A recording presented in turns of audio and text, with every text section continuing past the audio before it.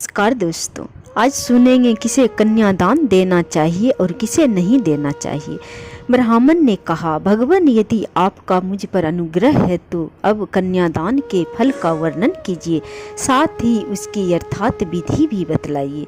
श्री भगवान बोले, ब्राह्मण रूपवान, गुणवान, कुलीन, तरुण, समृद्धिशाली और धन्य धान से संपन्न वर को कन्यादान करने का जो फल होता है उसे श्रवण करो। जो मनुष्य आभूषणों से युक्त कन्यादान करता है उसके द्वारा पर्वत, वन और कानून सहित संपूर्ण पृथ्वी का दान हो जाता है। जो पिता कन्या का शुल्क लेकर खाता है वह नरक में पड़ता है। जो मूर्ख अपनी पुत्री को बेच देता है उसका कभी नरक से उद्धार नहीं होता।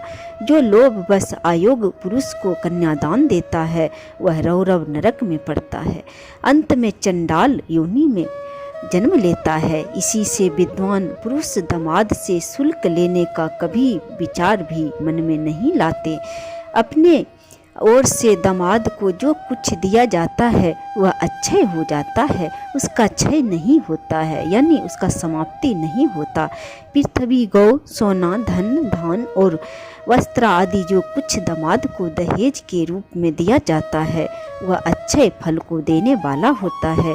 जैसे कटी हुई डोर घड़े के साथ स्वयं भी कुएं में डूब जाती है, उसी प्रकार यदि दाता संकल्प किए हुए दान को भूल जाता है और दान लेने वाला पुरुष भी उसे याद दिलाकर मांगता नहीं है तो वे दोनों नरक में पड़ते हैं।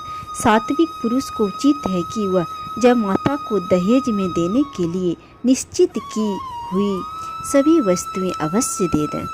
न देने पर पहले तो वह नरक में पड़ता है, फिर प्रतिग्रह देने वाले के दास के रूप में जन्म ग्रहण करता है।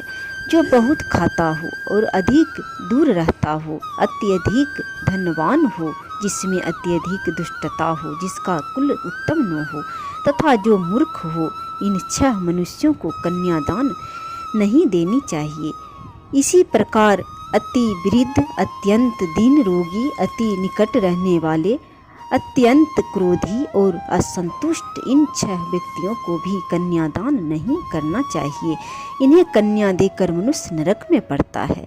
धन के लोभ से या सम्मान मिलने की आशा से जो कन्या देता है या एक कन्या दिखाकर दूसरी का विवाह कर देता है वह भी नरकगामी होता है।